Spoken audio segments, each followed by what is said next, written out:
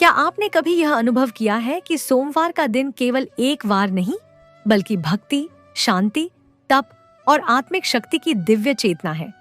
दर्शक बंधु, आज का यह पावन सोमवार कोई साधारण दिन नहीं है। यह वह शुभ क्षण है जब देवों के देव, महाकाल और संपूर्ण सृष्टि के कल्याणकारी भगवान शिव अपने भक्तों के जीवन में उतरकर उनके दुख, भय, कष्ट और मानसिक अशांति को दूर करने का कार्य करते हैं। यह कथा केवल सुनने की नहीं, बल्कि आत्मा से अनुभव करने की यात्रा है, जहां मन को शांति मिलती है और जीवन में नई शक्ति का संचार होने लगता है।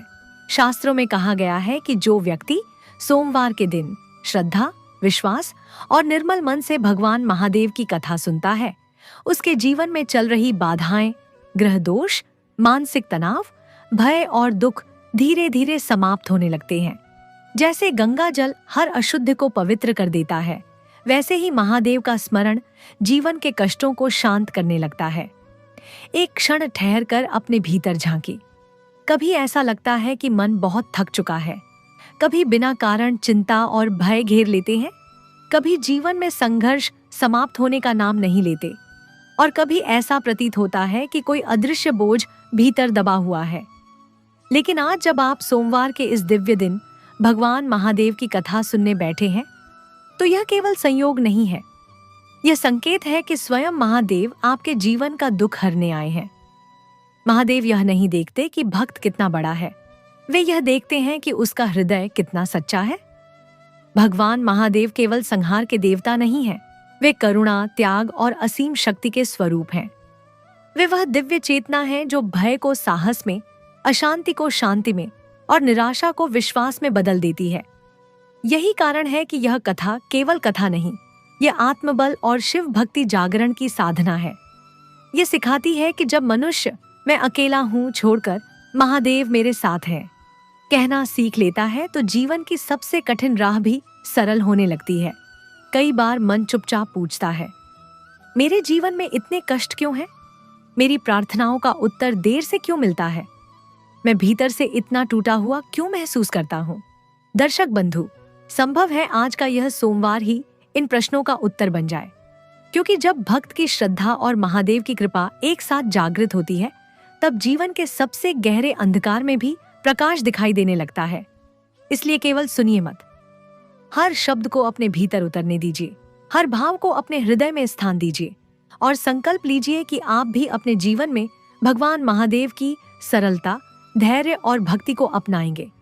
तो आइए, मन की सारी चिंता को विराम दीजिए, हृदय में श्रद्धा का दीप जलाइए और हर हर महादेव का स्मरण करते हुए इस पावन सोमवार कथा की यात्रा आरंभ करते हैं।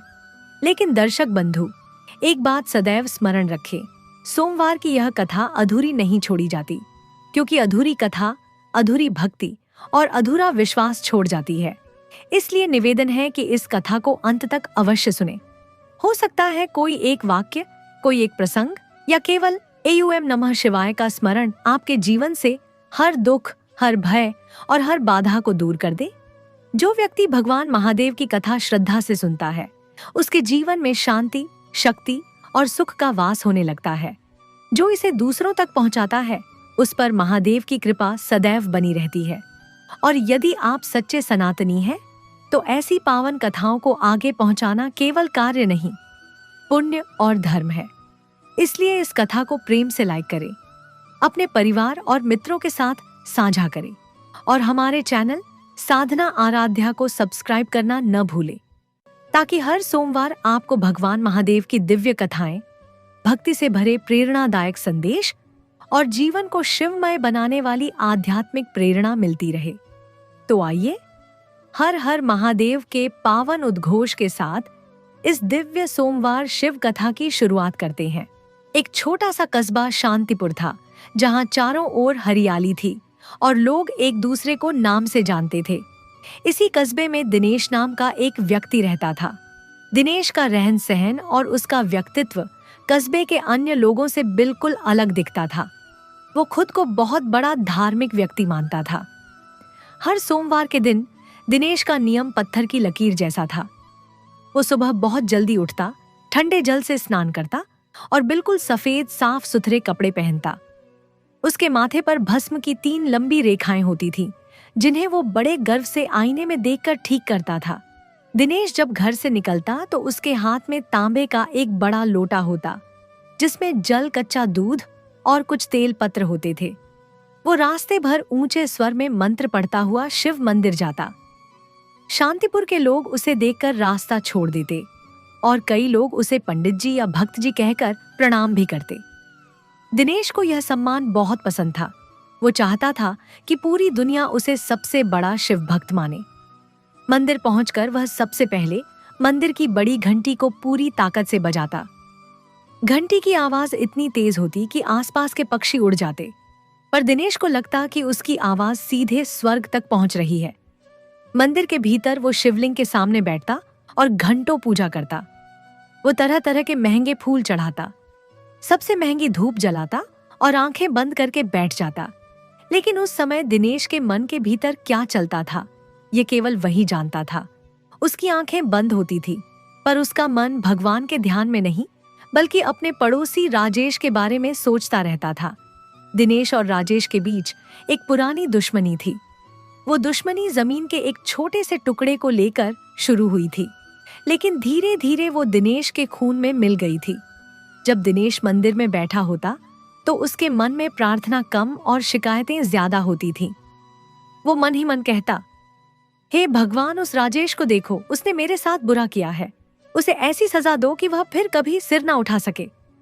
मुझे अमीर बना दो और उसे सड़क पर ले आओ। दिनेश को लगता था कि क्योंकि वह इतनी मेहनत से पूजा कर रहा है, इसलिए भगवान को उसकी हर बात माननी ही चाहिए। उसके लिए भक्ति एक तरह का सौदा थी। वो भगवान को जल और दूध चढ़ाता था और बदले में राजेश की बर्बादी मांगता था। दिनेश के घर में उसकी पत्नी मालती रहती थी। मालती का स्वभाव दिनेश से बिल्कुल अलग था। वो बहुत ही सरल महिला थी। वो भी भगवान शिव को मानती थी, पर वो मंदिर जाकर दिखावा नहीं करती थी।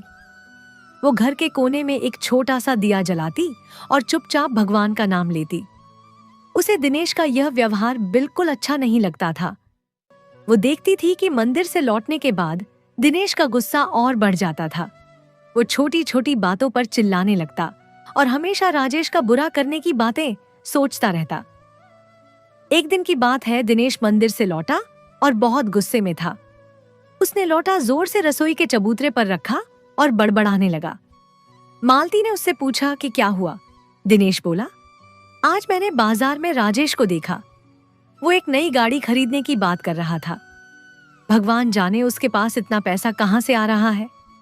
मैंने आज मंदिर में भगवान से कहा है कि या तो उसका सब कुछ छीन लो या फिर मुझे उससे 2 गुना दे दो।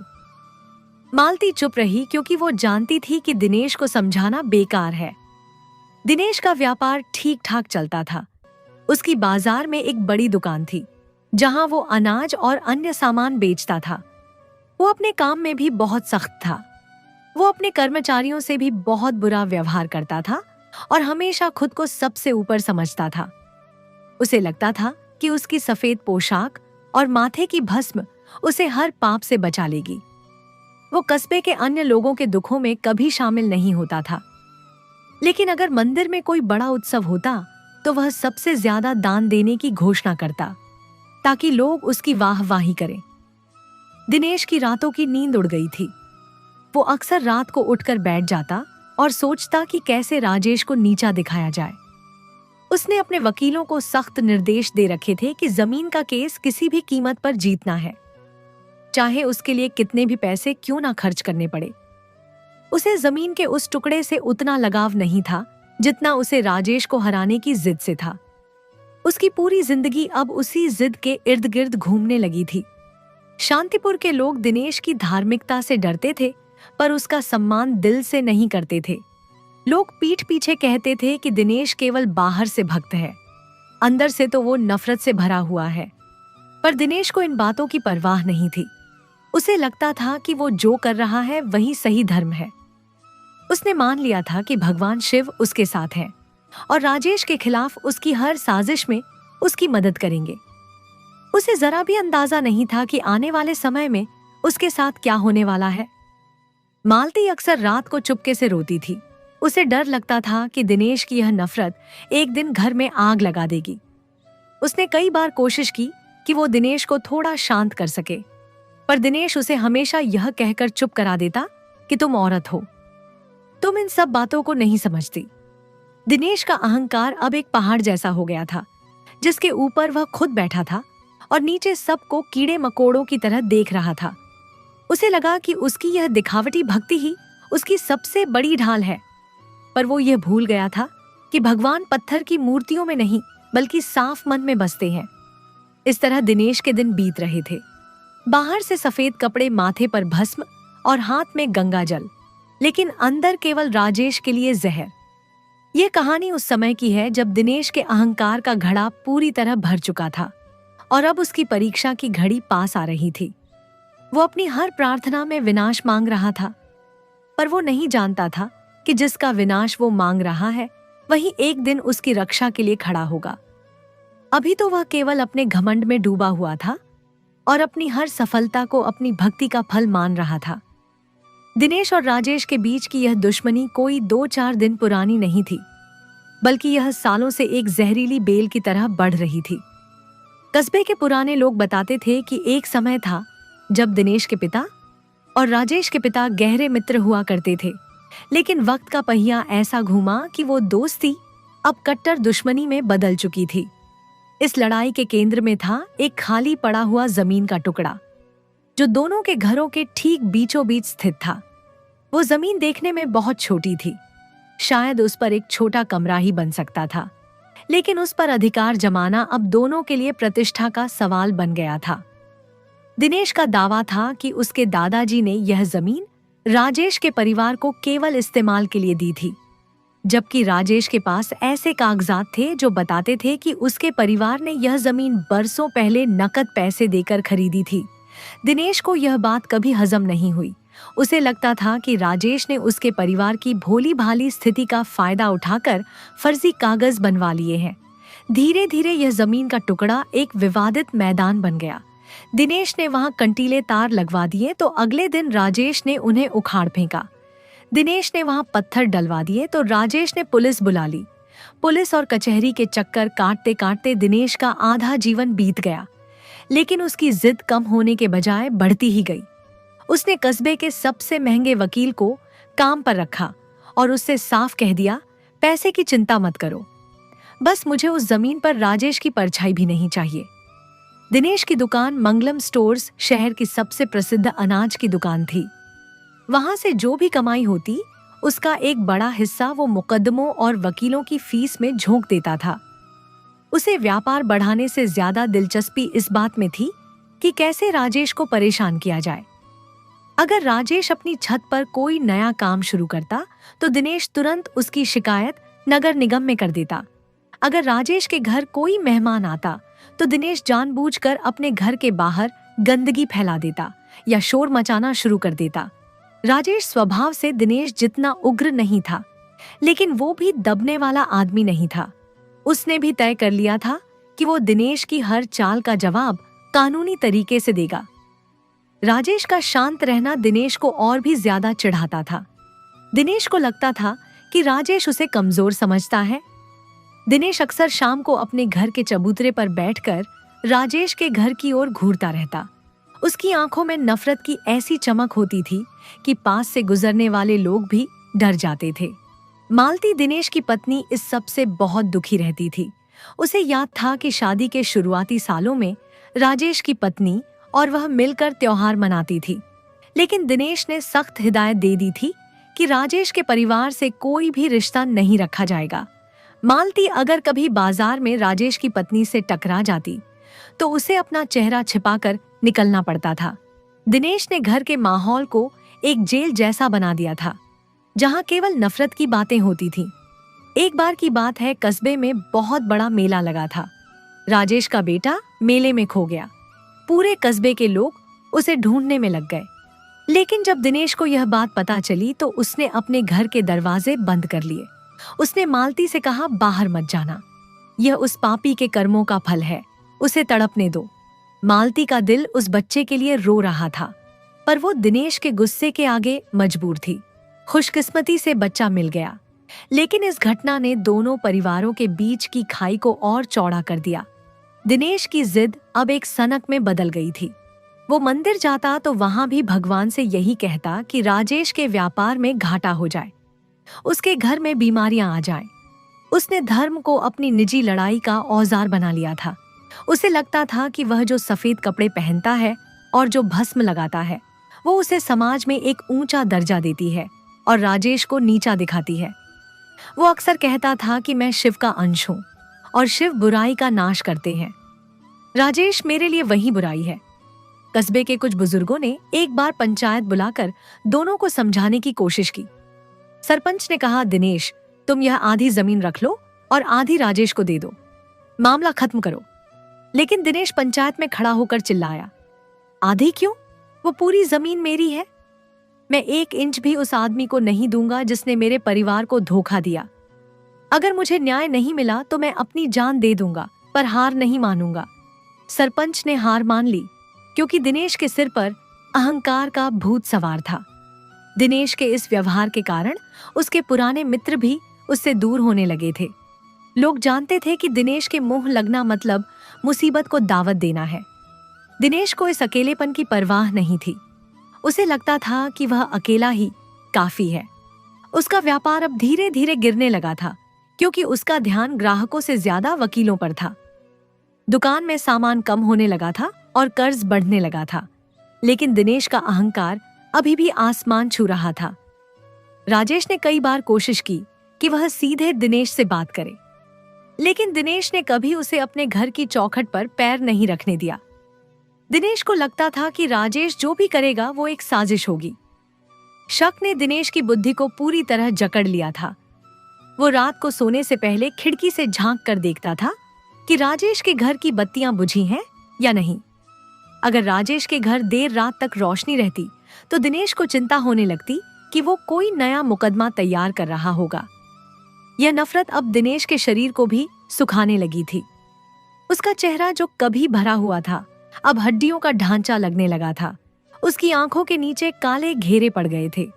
वो हर समय चिड़चिड़ा रहता था। मालती उसके लिए खाना बनाती तो वो खाने में नुक्स निकालता और थाली फेंक देता। घर के भीतर का सुकून पूरी तरह खत्म हो चुका था। दिनेश जिस जमीन के लिए लड़ रहा था वो जमीन वैसे ही सूखी पड़ी थी, लेकिन उस जमीन ने दिनेश के हंसते खेलते घर को बंजर बना दिया था। दिनेश की दुकान के कर्मचारी अब धीरे धीरे काम छोड़कर जाने लगे थे। उन्हें दिनेश की गालियां और उसका खराब व्यवहार अब बर्दाश्त नहीं होता था। दुकान में धूल जमने लगी थी, पर दिनेश को इसकी फिक्र नहीं थी। वो हर सोमवार वैसे ही मंदिर जाता, वैसे ही घंटी बजाता और वैसे ही राजेश के विनाश की कामना करता। उसे लग रहा था कि वह एक बहुत बड़ा युद्ध लड़ रहा है, जबकि असल में वह खुद से और अपनी ही शांति से हार रहा था। इस तरह समय बीतता गया और वह जमीन का विवाद एक ज्वालामुखी की तरह धकने लगा। दिनेश ने तय कर लिया था कि वह इस लड़ाई को अंत तक ले जाएगा। उसे नहीं पता था कि जिस जहर को वो अपने भीतर पाल रहा है वो जल्द ही उसके पूरे संसार को निगलने वाला है। दिनेश का अहंकार अब अपनी चरम सीमा पर था और नियति उसे एक ऐसा झटका देने वाली थी जिसकी उसने कभी सपने में भी कल्पना नहीं की थी। दिनेश के जीवन का सबसे महत्वपूर्ण हिस्सा उसका सोमवार का नियम था। कस्बे के लोग जानते थे कि सोमवार के दिन दिनेश किसी से बात नहीं करता था। वह केवल अपनी पूजा पाठ में डूबा रहता था। लेकिन यह पूजा शांति के लिए नहीं, बल्कि एक जिद को पालने के लिए थी। दिनेश जब सुबह मंदिर की ओर निकलता तो उसके मन में एक अजीब तरह की बेचैनी होती थी। उसे लगता था कि अगर वह मंदिर में सबसे पहले पहुंचेगा और सबसे जोर से घंटी बजाएगा तो भगवान उसकी बात पहले सुनेंगे।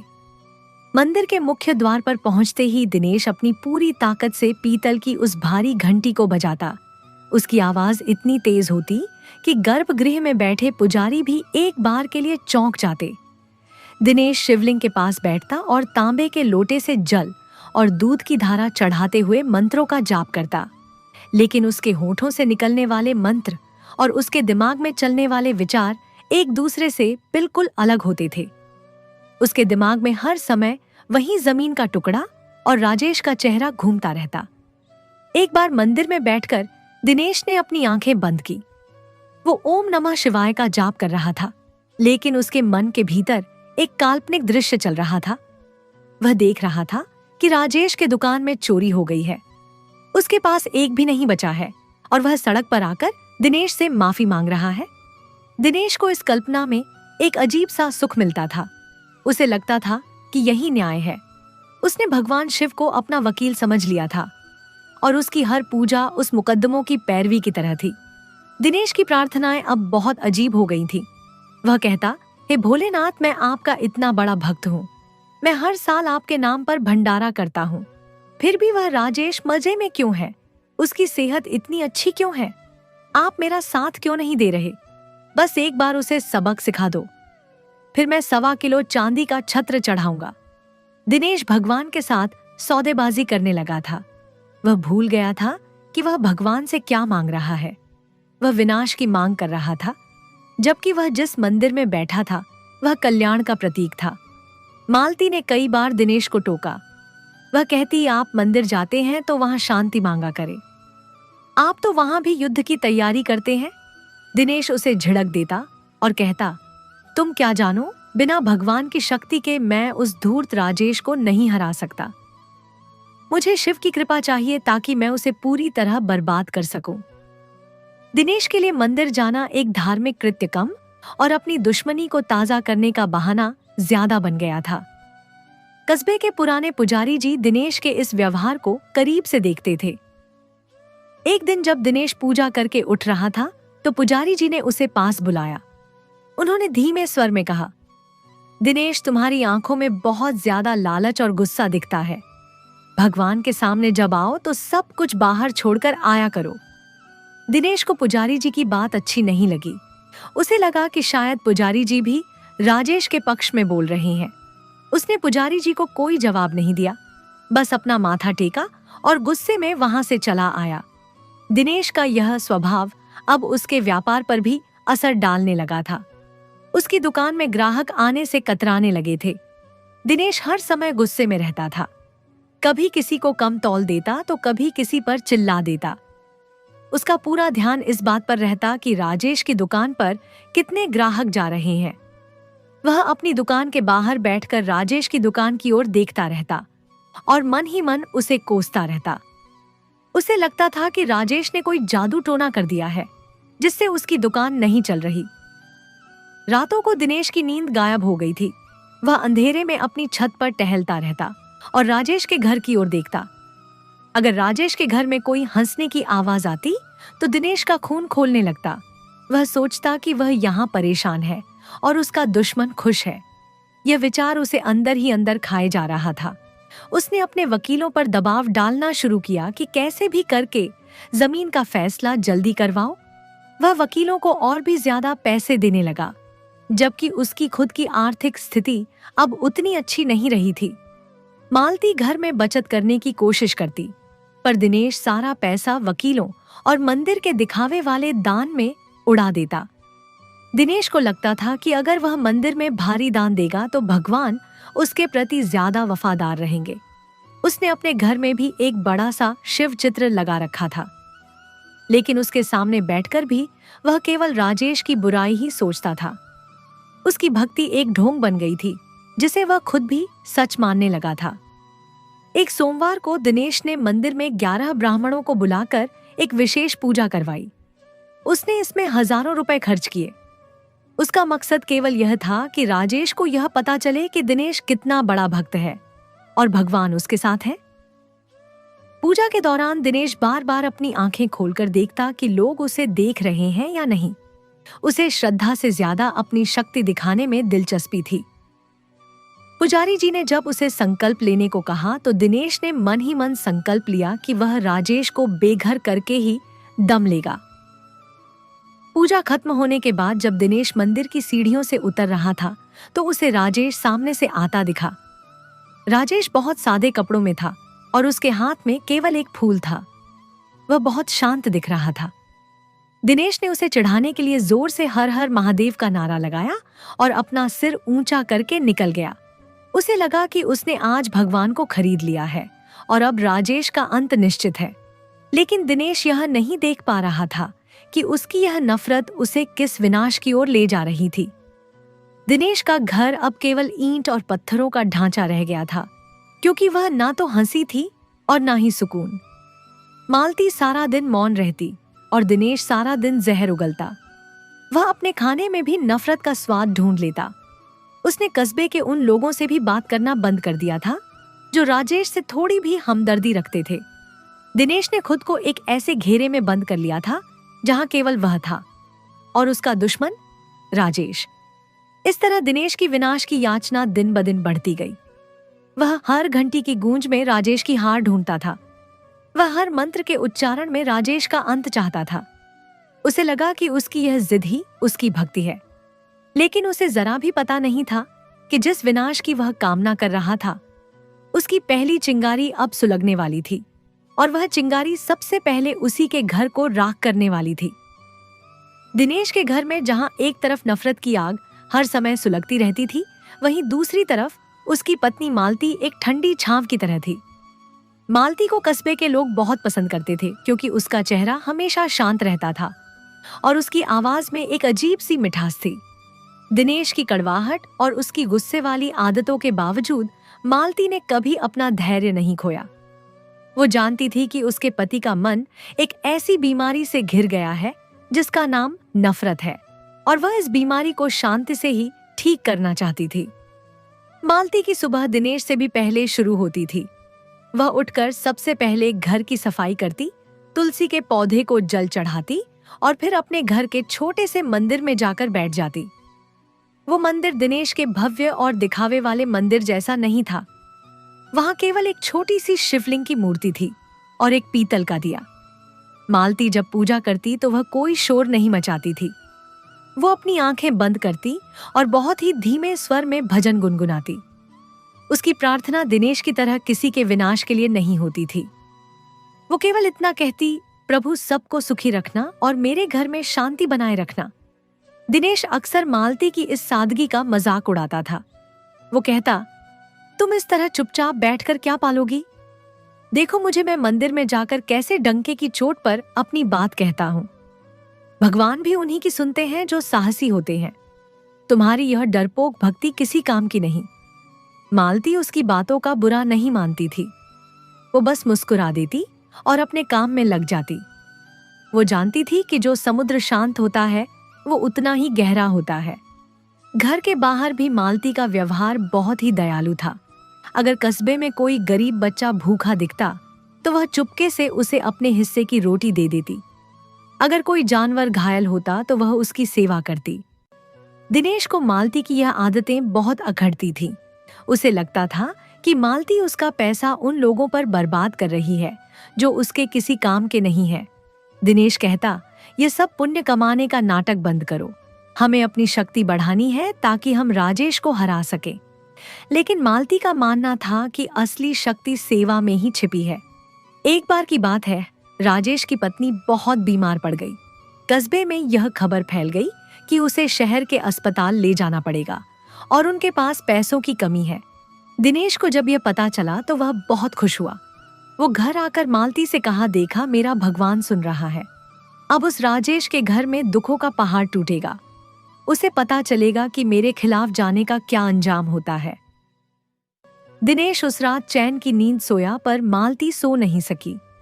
उसका मन उस पड़ोसिन के लिए दुखी था जिसके साथ उसने कभी हंसते हुए दिन बिताए थे।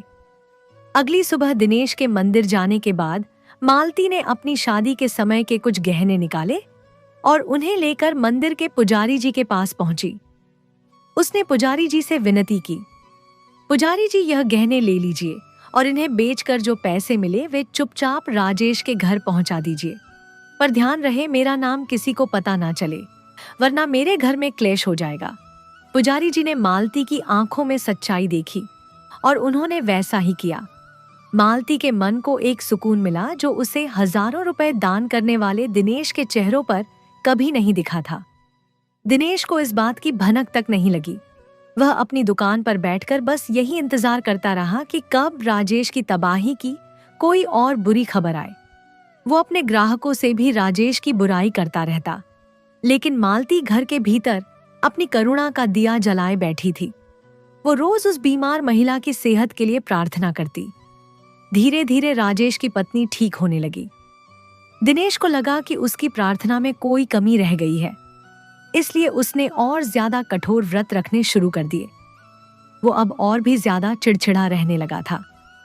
मालती ने कई बार कोशिश की कि वह दिनेश को थोड़ा समझा सके। एक शाम जब दिनेश बहुत गुस्से में था, मालती ने उससे कहा, स्वामी, हम इस नफरत के चक्कर में अपनी खुशियां खो रहे हैं। हमारे पास खाने को है, रहने को छत है, फिर हमें और क्या चाहिए? आप उस जमीन के पीछे अपनी सेहत और शांति क्यों गंवा रहे हैं? भगवान कभी किसी का बुरा नहीं चाहते, फिर आप उनसे बुरा क्यों मांगते हैं?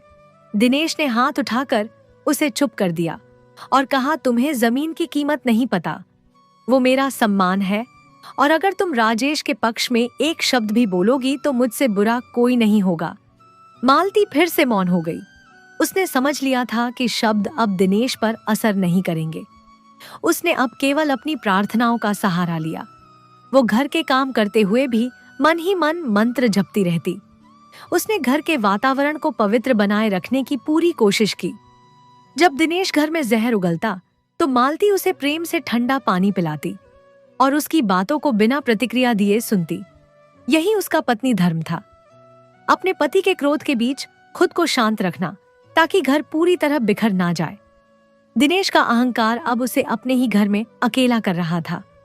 उसके बच्चे भी, जो अब शहर में पढ़ते थे, घर आने से कतराने लगे थे, क्योंकि उन्हें पता था कि घर का माहौल हमेशा तनावपूर्ण रहता है।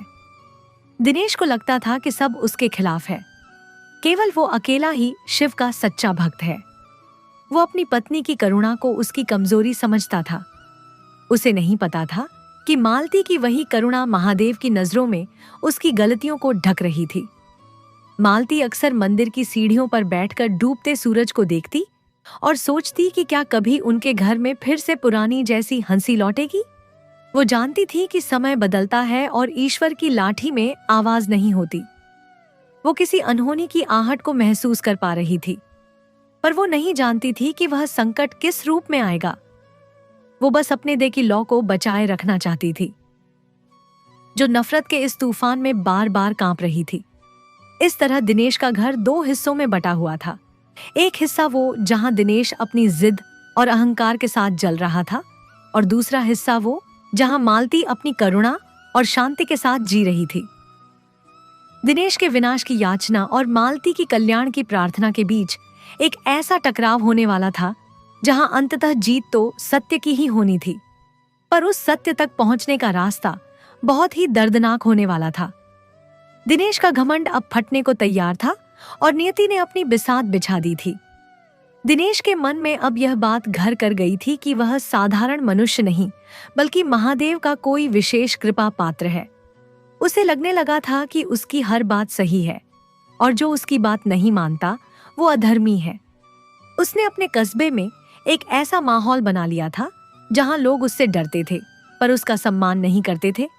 उसने अपने घर के मुख्य द्वार पर बड़े बड़े अक्षरों में लिखवा दिया था, परम शिव भक्त दिनेश निवास।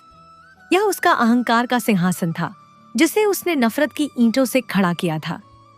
एक दिन की बात है, कस्बे के कुछ बुजुर्ग और सरपंच मिलकर दिनेश के पास आए। वे राजेश के साथ चल रहे उस पुराने जमीन के विवाद को सुलझाने का एक आखिरी प्रस्ताव लेकर आए थे। सरपंच ने बड़ी विनम्रता से कहा, दिनेश बेटा, तुम और राजेश दोनों इसी कस्बे के हो। यह मुकदमों की लड़ाई अब बहुत लंबी हो गई है। राजेश ने कहा है कि वो जमीन का आधा हिस्सा छोड़ने को तैयार है, बस तुम भी अपनी जिद छोड़ दो। आधा तुम रख लो, आधा वो रख ले। चलो आज हाथ मिलाओ और इस दुश्मनी को हमेशा के लिए दफन कर दो। मालती ने जब यह सुना तो उसके चेहरे पर एक चमक आ गई। उसे लगा कि आज शायद बरसों पुराना क्लेश खत्म हो जाएगा। वो अंदर से चाय पानी लेकर आई और उम्मीद भरी नजरों से दिनेश की ओर देखने लगी। लेकिन दिनेश के भीतर का अहंकार उस समय जाग उठा। उसने अपनी कुर्सी को पीछे धकेला और जोर से हंसा। दिनेश ने कहा, समझौता, और वो भी राजेश के साथ। सरपंच जी, आप शायद भूल रहे हैं कि दिनेश कभी किसी के आगे नहीं झुकता। वो जमीन मेरी है और पूरी की पूरी मेरी है। राजेश ने आधा हिस्सा देने की बात इसलिए की है क्योंकि वह डर गया है।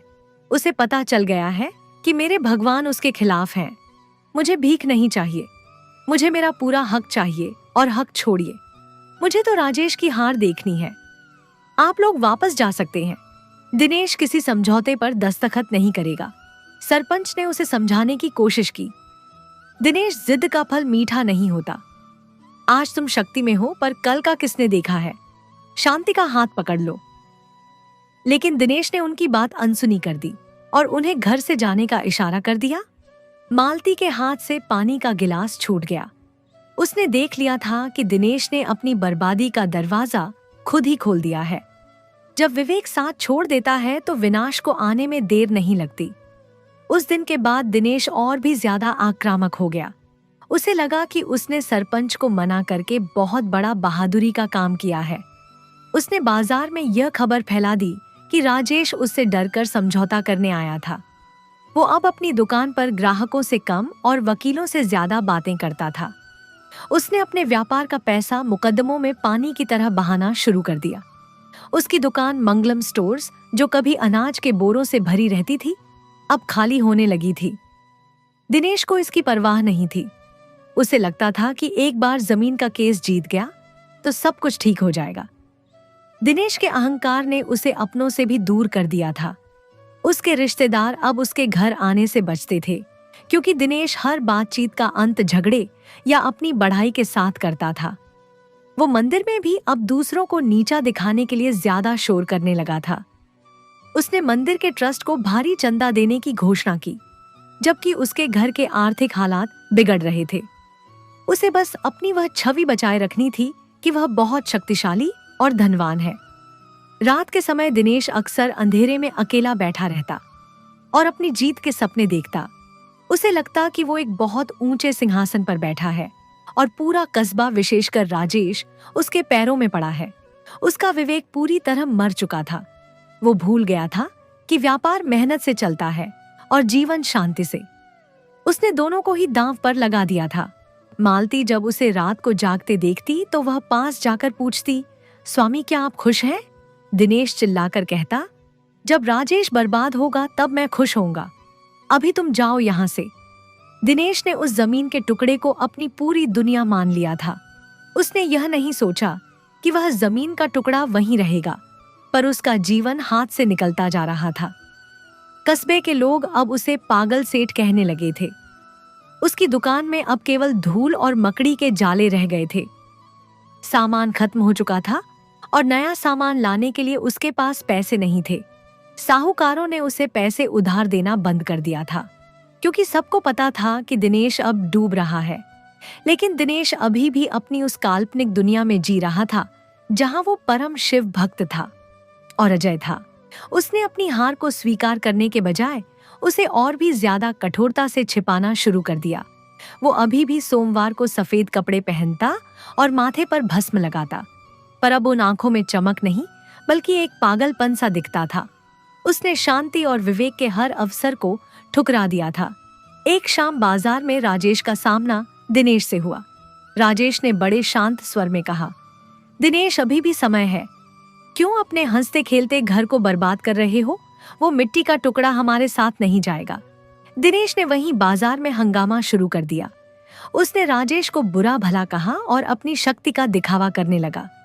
राजेश वहां से चुपचाप चला गया, पर दिनेश वहां खड़ा होकर अपनी जीत की घोषणा करता रहा। उसे नहीं पता था कि यह उसके अहंकार की आखिरी दहाड़ थी।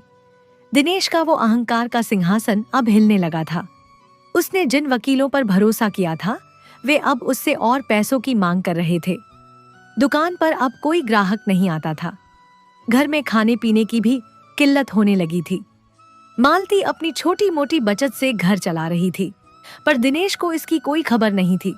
वो बस अपनी जिद के नशे में चूर था। कथा का यह मोड़ हमें उस अंधेरे की ओर ले जाता है जहां दिनेश खड़ा था। उसने अपनी हर ढाल खुद ही तोड़ दी थी। उसने विवेक को ठुकरा दिया था, अपनों को दूर कर दिया था और ईश्वर को एक साझेदार बनाने की कोशिश की थी। अब नियति अपना खेल शुरू करने वाली थी। वो आग जिसका जिक्र पुरानी कहानियों में विनाश के प्रतीक के रूप में होता है, वो अब दिनेश की चौखट तक पहुंचने वाली थी।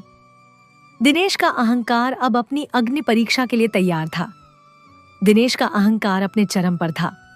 और उसे लग रहा था कि वह जो चाहे कर सकता है। लेकिन समय का पहिया कब घूम जाए ये कोई नहीं जानता। वो सोमवार की ही रात थी। दिनेश ने उस दिन मंदिर में बहुत बड़ी पूजा करवाई थी और घर लौटकर बड़ी शान से खाना खाया था। उसे इस बात का जरा भी अंदाजा नहीं था कि जिस दुकान को उसने अपने खून पसीने से खड़ा किया था वो अब कुछ ही घंटों की मेहमान है। आधी रात का समय था। पूरे कस्बे में सन्नाटा पसरा हुआ था और लोग गहरी नींद में सो रहे थे। अचानक बाजार की दिशा से चीख पकार सुनाई देने लगी। आग आग, दिनेश की दुकान में आग लग गई है। यह शोर सुनकर मालती की नींद सबसे पहले खुली। उसने घबराकर दिनेश को झंझोरा। दिनेश पहले तो समझ नहीं पाया, पर जब उसने खिड़की से बाहर देखा तो दूर आसमान लाल नजर आ रहा था। उसके दिल की धड़कन तेज हो गई। दिनेश नंगे पैर ही बाजार की ओर भागा। जब वो अपनी दुकान मंगलम स्टोर्स के सामने पहुंचा तो उसकी आंखों के सामने अंधेरा छा गया। उसकी 3 मंजिला दुकान आग की लपटों से घिरी हुई थी। आग इतनी भयानक थी कि लपटें आसमान को छू रही थीं और काला धुआं बादलों की तरह फैल गया था।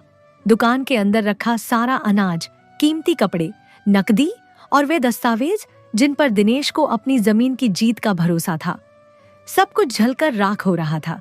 दिनेश बदहवास होकर चिल्लाने लगा, बचाओ, कोई पानी डालो, मेरी दुकान जल रही है, मेरा सब कुछ खत्म हो जाएगा। कस्बे के लोग बाल्टियां लेकर दौड़े, पर आग का विकराल रूप देखकर किसी के पास जाने की हिम्मत नहीं हो रही थी। आग की गर्मी इतनी तेज थी कि सड़क के दूसरी तरफ खड़े होना भी मुश्किल था। दुकान के अंदर से चीजों के फटने और लकड़ी के तड़कने की भयानक आवाजें आ रही थीं। तभी भीड़ को चीरते हुए एक व्यक्ति आगे आया। वो राजेश था। राजेश ने अपनी जान की परवाह नहीं की। उसने पास के कुएं से पानी की बाल्टियां भर भर कर आग पर डालना शुरू किया। वो बार बार लपटों के करीब जाकर आग बुझाने की कोशिश कर रहा था। राजेश के कपड़े झुलस रहे थे, उसके हाथ काले पड़ गए थे, पर वह रुक नहीं रहा था। वो दिनेश की उस दुकान को बचाने के लिए लड़ रहा था जिसे दिनेश ने अपनी नफरत का अड्डा बना लिया था। लेकिन दिनेश का मन इस आपदा के समय भी साफ नहीं था। जब उसने राजेश को अपनी दुकान के पास देखा तो उसे लगा कि शायद यह आग राजेश ने ही लगाई है और अब वो नाटक कर रहा है। दिनेश ने वहीं चिल्लाना शुरू कर दिया, राजेश, दूर हट मेरी दुकान से, ये तूने ही किया है। तू मेरी तबाही देखना चाहता था ना? देख ले, तू जीत गया, पर मैं तुझे छोड़ूंगा नहीं। राजेश एक पल के लिए रुका। उसने दिनेश की तरफ देखा। उसकी आंखों में गुस्सा नहीं बल्कि एक अजीब सा दुख था। उसने कुछ नहीं कहा और फिर से पानी डालने लगा। पूरी रात आग बुझाने की जद्दोजहद चलती रही। जब सूरज की पहली किरण जमीन पर पड़ी तो जहां कभी शहर की सबसे बड़ी दुकान हुआ करती थी, वहां अब केवल काला धुआं और गर्म राख का ढेर बचा था। दिनेश की पूरी जमा पूंजी, उसके सपने और उसका घमंड, सब कुछ उस आग ने निगल लिया था। दिनेश सड़क के किनारे जमीन पर बैठ गया। उसके सफेद कपड़े अब राख से सने हुए थे और उसका चेहरा पहचान में नहीं आ रहा था।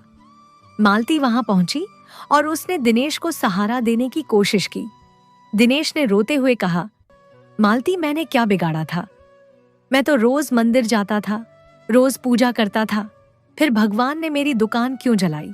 उन्होंने उस राजेश की दुकान को क्यों छोड़ दिया जो कभी मंदिर नहीं जाता? दिनेश को अभी भी लग रहा था कि भगवान ने उसके साथ अन्याय किया है। उसे यह नहीं दिख रहा था कि जिस राजेश को वह कोस रहा था, उसी ने अपनी जान जोखिम में डालकर उसे बचाने की कोशिश की थी। आग लगने का कारण किसी को पता नहीं चला। कोई कह रहा था कि शॉर्ट सर्किट हुआ है तो कोई इसे पुरानी रंजिश बता रहा था। लेकिन दिनेश के लिए कारण मायने नहीं रखता था। उसके लिए तो उसका संसार उजड़ चुका था। उसके पास अब ना दुकान थी, ना सामान और ना ही वह रुतबा। दुकान के जलने के साथ ही कस्बे में दिनेश का प्रभाव भी खत्म होने लगा। जो लोग कल तक उसके सामने हाथ जोड़ते थे, वे अब दूर से ही उसे देखकर रास्ता बदलने लगे। दिनेश के पास अब केवल कर्ज बचा था। साहूकार और बैंक वाले अब उसके घर के चक्कर काटने लगे। दुकान के जलने से उसका आय का स्रोत पूरी तरह बंद हो गया था। दिनेश दिन भर घर के कोने में बैठा रहता और उस राख के ढेर को याद करता रहता। उसका अहंकार अब एक कड़वाहट में बदल गया था। वो बार बार कहता, ये सब राजेश की साजिश है। उसने ही मेरी दुकान में आग लगवाई है। मैं कोर्ट जाऊंगा, मैं उसे जेल भिजवाऊंगा। मालती देखती कि दिनेश अब मानसिक रूप से टूटने लगा था। वो अब ना मंदिर जाता था और ना ही किसी से बात करता था। उसके भीतर की नफरत अब उसे अंदर ही अंदर खाने लगी थी। दुकान की आग तो बुझ गई थी, पर दिनेश के मन की आग अब पहले से भी ज्यादा धक रही थी। उसे लग रहा था कि वह पूरी दुनिया में अकेला रह गया है। राजेश ने कई बार संदेश भेजा कि वो दिनेश की मदद करना चाहता है, लेकिन दिनेश ने हर बार उसे धत्कार दिया। दिनेश को लगता था कि अगर वह राजेश की मदद लेगा तो यह उसकी सबसे बड़ी हार होगी।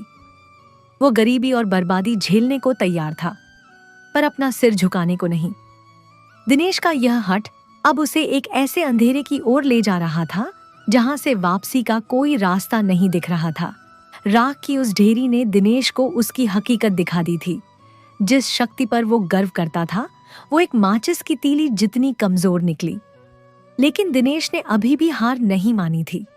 उसे लगा कि वो अपनी नफरत के दम पर फिर से खड़ा हो जाएगा। उसे अंदाजा नहीं था कि नियति का यह तो बस पहला प्रहार था। असली परीक्षा तो अब भी शुरू होनी थी, जहां उसे न केवल अपनी संपत्ति बल्कि अपनी सेहत और अपने करीबियों का साथ भी खोना था। दुकान के जलने के बाद के कुछ दिन दिनेश के लिए किसी भयानक सपने जैसे थे। जब आग की लपटें ठंडी हुई तो उनके पीछे जो बचा था वो था केवल काला धुआं और कड़वाहट। दिनेश अब घंटों बाजार में अपनी उसी जली हुई दुकान की चौखट पर बैठा रहता। लोग आते जाते उसे देखते, कुछ तरस खाते और कुछ फुसफुसाते हुए निकल जाते। दिनेश को किसी की सहानुभूति अच्छी नहीं लगती थी। उसे लगता था कि हर कोई उसकी हार का मजा ले रहा है। दिनेश के घर की स्थिति अब बहुत खराब हो चुकी थी। जो पैसा उसने वकीलों और मुकदमों में खर्च किया था, अब उसकी कमी खलने लगी थी। दुकान से होने वाली दैनिक आय बंद हो गई थी, लेकिन घर के खर्चे और बैंक की किश्तें वैसी ही खड़ी थीं। मालती जो भी थोड़ी बहुत बचत करती थी वो अब घर के राशन और छोटे मोटे खर्चों में खत्म होने लगी थी। दिनेश के पास अब ना तो बैठने के लिए दुकान थी और ना ही समाज में वह पुरानी इज्जत। एक सुखा दिनेश घर के बरामदे में बैठा था कि तभी साहूकार का एक आदमी दरवाजे पर आया। उसने बड़े रूखे स्वर में कहा, सेठ जी, दुकान तो जल गई पर कर्ज तो नहीं जला। अगले हफ्ते तक पहली किश्त तैयार रखिएगा, वरना घर की कुर्की की नौबत आ जाएगी। दिनेश, जो कभी दूसरों पर हुक्म चलाता था, आज चुपचाप नीचा सर किए सुनता रहा। उस आदमी के जाने के बाद दिनेश का क्रोध फट पड़ा। उसने घर का सामान उठाकर फेंकना शुरू कर दिया। वो चिल्लाया, सब कुछ खत्म हो गया। मालती, देखो मेरा हाल। जिस शिव को मैं पूजता था उसने मुझे बीच राह में छोड़ दिया, और वो राजेश आज वह बाजार में हंस रहा होगा। उसकी दुकान तो सही सलामत है, उसकी किस्मत चमक रही है और मेरा घर अंधेरे में है। दिनेश का क्रोध अब भगवान और राजेश दोनों के लिए बराबर हो गया था। उसने सोमवार का व्रत रखना छोड़ दिया, मंदिर जाना बंद कर दिया और अपने माथे से वह भस्म भी पोंछ दी जिसे वह अपनी शान समझता था। मालती ने उसे शांत करने की कोशिश की। स्वामी, हताश मत होइए, दुकान फिर बन जाएगी, हम मेहनत करेंगे। आप राजेश के बारे में सोचना छोड़ दीजिए, वो अपनी जगह है, हम अपनी जगह। लेकिन दिनेश का मन तो जैसे राजेश के नाम से ही जलता था। उसने मालती को झिड़क दिया, तुम क्या जानो, वो राजेश ही मेरी बर्बादी की जड़ है, उसने ही यह सब कराया है। मैं अब और शांत नहीं रहूंगा। दिनेश की हताशा उसे धीरे धीरे पागलपन की ओर ले जा रही थी। बाजार में भी दिनेश का व्यवहार अब विचित्र होने लगा था। वो कभी कभी अपनी जली हुई दुकान के सामने खड़ा होकर जोर जोर से चिल्लाने लगता। वो हवा में हाथ मारता मानो किसी से लड़ रहा हो। कस्बे के लोग अब उससे कतराने लगे थे। बच्चों को उसके पास जाने से मना किया जाता था। दिनेश को लगने लगा था कि पूरी दुनिया उसके खिलाफ साजिश कर रही है। उसे रात में नींद नहीं आती थी। वो अंधेरे कमरे में बैठकर दीवार को घूरता रहता और मन ही मन राजेश से बदला लेने की योजनाएं बनाता। आर्थिक तंगी ने दिनेश के घर में कलह बढ़ा दी थी। अब घर में अक्सर अंधेरा रहता क्योंकि बिजली का बिल भरने के पैसे नहीं थे। मालती दूसरों के घरों में सिलाई कढ़ाई का काम ढूंढने लगी ताकि घर में 2 वक्त की रोटी आ सके। दिनेश को जब यह पता चला तो उसका पुरुषार्थ और उसका अहंकार फिर से जाग उठा। उसने मालती से वह काम छुड़वा दिया। उसने कहा, दिनेश की पत्नी दूसरों के आगे हाथ नहीं फैलाएगी, चाहे हम भूखे मर जाएं, पर मैं अपनी आन नहीं छोड़ूंगा। राजेश को जब दिनेश के घर की हालत का पता चला तो उसने अपने छोटे भाई के हाथ राशन और कुछ पैसे भिजवाए। राजेश ने कहलाया था कि यह कर्ज नहीं बल्कि एक भाई की मदद है, लेकिन दिनेश ने वह राशन और पैसे गली में फेंक दिए।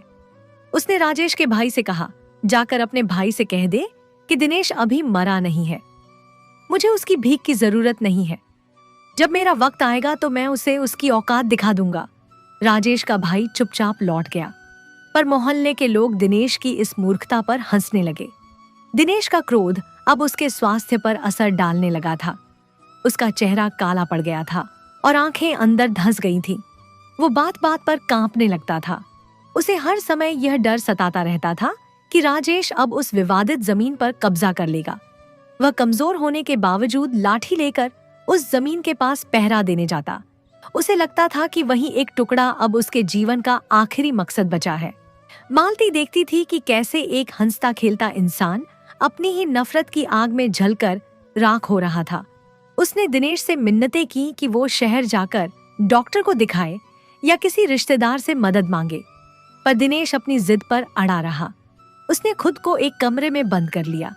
वो ना ठीक से खाता था और ना ही नहाता था। उसके भीतर की हताशा ने उसे एक ऐसे अंधेरे कुएं में धकेल दिया था जहां से उसे रोशनी की कोई किरण दिखाई नहीं दे रही थी। एक दिन बाजार में किसी ने खबर उड़ा दी कि राजेश उस जमीन पर मंदिर बनाने की सोच रहा है। यह सुनते ही दिनेश का खून खौल उठा। वो कमजोरी के बावजूद भागा भागा राजेश के घर पहुंचा और उसके दरवाजे पर जाकर खूब हंगामा किया। उसने राजेश को बहुत बुरा भला कहा। राजेश बाहर आया और बस इतना कहा, दिनेश, तुम बीमार हो, घर जाओ और आराम करो। राजेश की यह शांति दिनेश को किसी थप्पड़ जैसी लगी। वो और भी ज्यादा भड़क गया, लेकिन उसका शरीर अब उसका साथ नहीं दे रहा था। वो वहीं जमीन पर गिर पड़ा। दिनेश की हताशा अब उसके जीवन की सबसे बड़ी दुश्मन बन गई थी। उसने मान लिया था कि वह हार चुका है, पर वह अपनी हार को स्वीकार करने के बजाय दूसरों को इसका दोषी ठहरा रहा था। उसके सपने राख हो चुके थे, उसका धन जा चुका था और अब उसकी बुद्धि भी उसका साथ छोड़ रही थी। उसे अंदाजा नहीं था कि यह हताशा उसे मौत के करीब ले जा रही है, लेकिन इस अंधेरे के बीच भी नियति ने उसके लिए एक ऐसा रास्ता चुना था जिसे देख पाना अभी दिनेश के बस में नहीं था। जब इंसान के भीतर की लड़ने की शक्ति खत्म हो जाती है तो उसका शरीर भी हथियार डाल देता है। दिनेश के साथ भी यही हुआ। दुकान जलने का सदमा और दिन रात की नफरत ने उसके शरीर को खोखला कर दिया था। राजेश के दरवाजे पर गिरने के बाद जब उसे घर लाया गया तो वह फिर कभी पूरी तरह अपने पैरों पर खड़ा नहीं हो पाया। उसे तेज बुखार ने जकड़ लिया था, जो हफ्तों तक उतरने का नाम नहीं ले रहा था। दिनेश अब बिस्तर पर पड़ा रहता था। उसकी आंखों के सामने हर समय वही राख का ढेर और राजेश का चेहरा घूमता रहता। उसकी भूख मर चुकी थी और वह बहुत कमजोर हो गया था। मालती दिन भर उसकी सेवा करती, उसे दवाइयां देती और उसके माथे पर ठंडी पट्टियां रखती, लेकिन दिनेश का स्वभाव बीमारी में और भी ज्यादा चिड़चिड़ा हो गया था।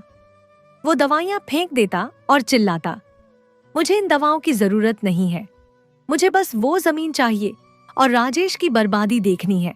इस बीमारी के दौरान दिनेश को एक और बड़ा झटका लगा, अकेलेपन का। जब दिनेश अमीर था और उसकी दुकान चलती थी तो उसके घर लोगों का आना जाना लगा रहता था, लेकिन अब जब वो कंगाल और बीमार था तो कोई उसकी सुध लेने नहीं आता था। जिन दोस्तों के साथ वो घंटों बैठकर राजनीति और राजेश की बुराई करता था, वे अब रास्ता बदलकर निकल जाते थे। कोई नहीं चाहता था कि एक बीमार और कर्जदार व्यक्ति से उनका नाम जुड़े। कस्बे के लोग गलियों में बात करते थे, दिनेश को उसके कर्मों का फल मिल रहा है। जो दूसरों के लिए गड्ढा खोदता है वह खुद ही उसमें गिरता है। ये बातें जब मालती के कानों तक पहुंचती तो उसका दिल बैठ जाता, पर वो दिनेश को कुछ नहीं बताती थी। दिनेश को महसूस होने लगा था कि वह अब समाज के लिए एक बोझ बन गया है। जिसे अपनी ताकत पर इतना घमंड था, वह आज एक गिलास पानी के लिए भी अपनी पत्नी पर निर्भर था। रातों को सन्नाटा होने पर दिनेश को अपने भीतर की आवाजें सुनाई देती थीं। उसे डर लगने लगा था। अंधेरे कमरे में उसे लगता था कि कोई उसे देख रहा है। उसे वो समय याद आता जब वह मंदिर में जोर जोर से घंटी बजाता था। अब उसे उन घंटियों की आवाज डरावनी लगती थी। उसने अपने घर में लगे शिव के चित्र की ओर देखना भी बंद कर दिया था। उसे लगता था कि भगवान ने उसे धोखा दिया है। वह अपनी बीमारी के लिए भी महादेव को ही दोषी ठहराता था। आर्थिक तंगी इतनी बढ़ गई थी कि अब घर की कीमती चीजें बिकने लगी थी। मालती ने अपने पीतल के बर्तन और पुरानी साड़ियां तक बेच दी ताकि दिनेश के लिए दूध और दवा का इंतजाम हो सके। दिनेश बिस्तर पर लेटा यह सब देखता रहता, पर उसकी जुबान से कभी मालती के लिए धन्यवाद के शब्द नहीं निकले। वो बस यही सोचता कि यह सब राजेश की वजह से हो रहा है। बीमारी ने उसके शरीर को तोड़ दिया था, पर उसकी नफरत अभी भी वैसी ही ताजा थी। एक रात दिनेश की तबीयत बहुत ज्यादा बिगड़ गई। उसे सांस लेने में तकलीफ होने लगी और उसका शरीर ठंडा पड़ने लगा। मालती घबरा गई और दौड़कर पड़ोसी के पास मदद मांगने गई, लेकिन उस पड़ोसी ने दरवाजा नहीं खोला।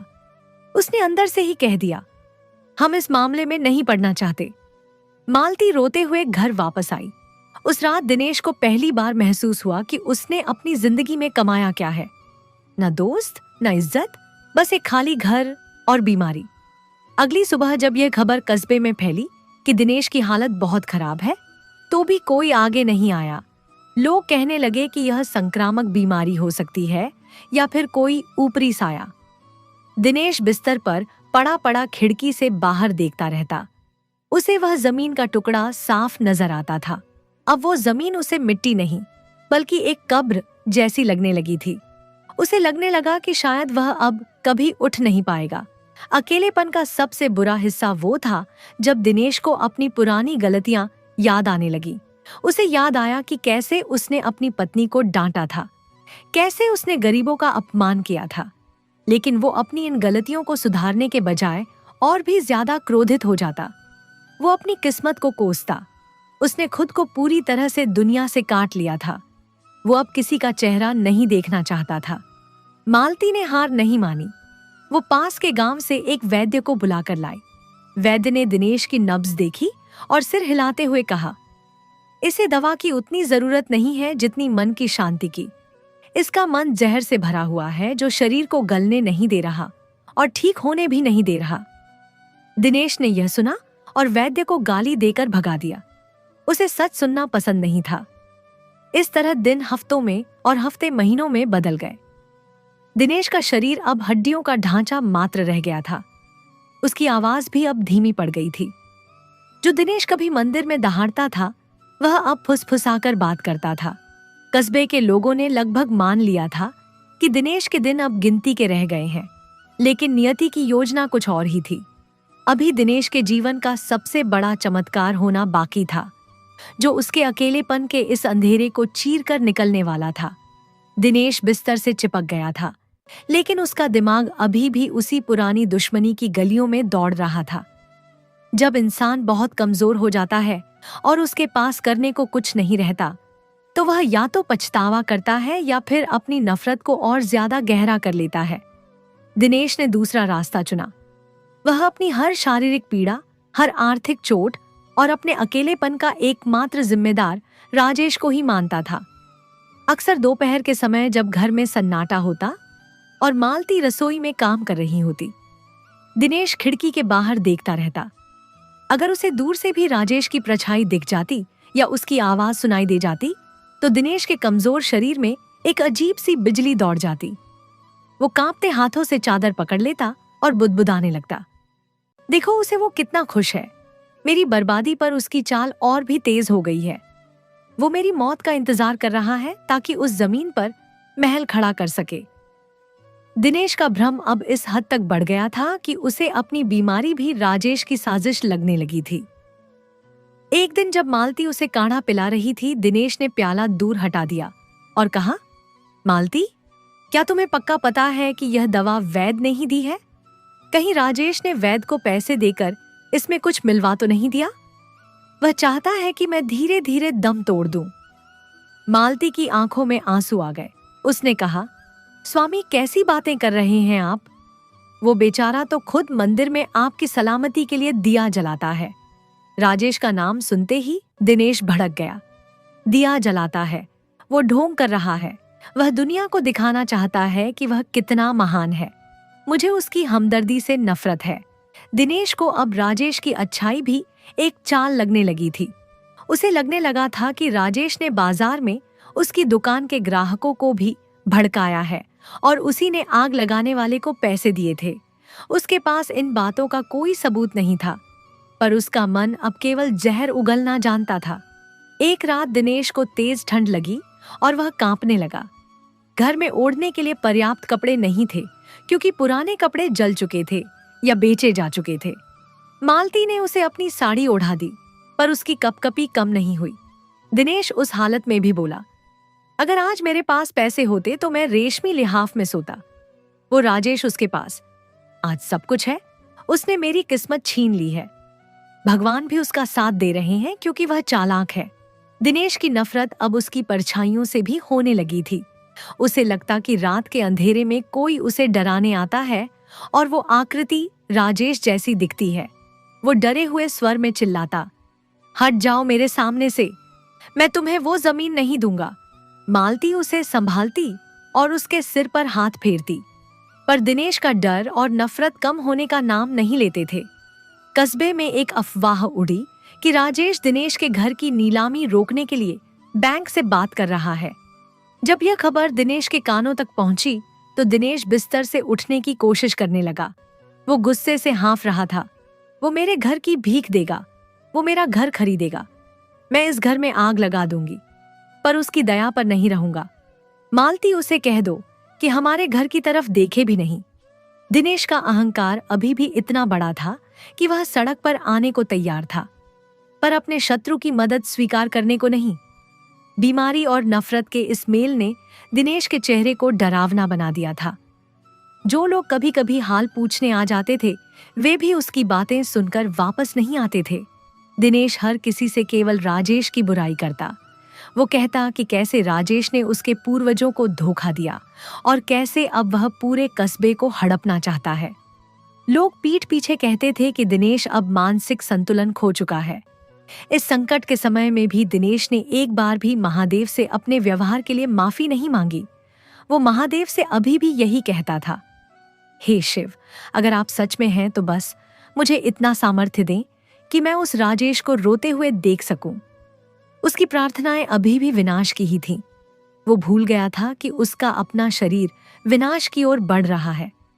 मालती चुपचाप यह सब सहती रही। वो देख रही थी कि दिनेश का मन उस जहरीली बेल की तरह हो गया है जो खुद को ही सुखा रही है।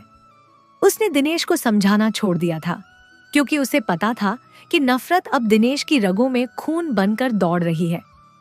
दिनेश को अब केवल एक ही चीज दिखती थी, दुश्मनी। उसे ना अपनी पत्नी का त्याग दिख रहा था, ना अपनी बिगड़ती हालत और ना ही सच्चाई। दिनेश की दुकान जल चुकी थी, उसका शरीर जर्जर हो चुका था और अब उसके घर में दरिद्रता ने अपना डेरा जमा लिया था। यह समय मालती के लिए किसी अग्नि परीक्षा से कम नहीं था। एक तरफ उसका बीमार पति था जो पल पल नफरत और बीमारी की आग में जल रहा था, और दूसरी तरफ घर का वो खाली कोना था जहां अब राशन के डिब्बे भी खाली होने लगे थे। मालती के लिए सबसे बड़ी चुनौती यह थी कि वो अपने विश्वास को कैसे बचाए रखे जब चारों ओर केवल अंधकार ही अंधकार दिख रहा था। घर में अब एक वक्त की रोटी का संकट खड़ा हो गया था। दिनेश को दवाइयों की जरूरत थी, लेकिन जेब में 1 रुपया भी नहीं बचा था। मालती ने अपनी शादी के जोड़े से लेकर पुराने कांसे के बर्तन तक बेच दिए थे। एक दिन ऐसा आया जब घर में दिनेश को खिलाने के लिए दलिया बनाने भर का अनाज भी नहीं बचा। मालती ने अपनी भूख को मार लिया, लेकिन वो नहीं चाहती थी कि उसका बीमार पति भूखा रहे। उसने चुपचाप पड़ोसियों से मदद मांगने की कोशिश की, लेकिन दिनेश के व्यवहार की वजह से लोगों ने अपने दरवाजे बंद कर लिए थे। मालती की यह परीक्षा केवल आर्थिक नहीं थी, बल्कि मानसिक भी थी। दिनेश बिस्तर पर पड़ा पड़ा हर समय उसे ताने देता था। वो कहता, क्या कर रही हो सारा दिन? अगर तुमने मेरा साथ दिया होता और उस राजेश के खिलाफ खड़ी होती तो आज यह दिन नहीं देखना पड़ता। मालती बिना कुछ बोले उसके कड़वे बोल सुनती और उसके घावों पर पट्टी करती। वो मन ही मन सोचती कि क्या कभी उसके स्वामी की बुद्धि फिर से शुद्ध होगी। उसका विश्वास डगमगाने लगा था, पर वह फिर से अपने छोटे से मंदिर के सामने बैठ जाती और कहती, हे महादेव, मुझे टूटने मत देना। एक दोपहर मालती बाजार गई थी ताकि अपनी आखिरी सोने की चूड़ी बेच सके। बाजार में उसे राजेश की पत्नी मिली। राजेश की पत्नी ने मालती के हाथ पकड़े और उसकी आंखों में आंसू आ गए। उसने कहा, बहन, हमें सब पता है, क्यों इतना कष्ट झेल रही हो? राजेश जी ने कहा है कि तुम जब चाहो हमसे मदद ले सकती हो। मालती का स्वाभिमान और दिनेश की दी हुई कस्में उसके सामने आ गई। उसने हाथ जोड़ लिए और बिना कुछ बोले वहां से भाग खड़ी हुई।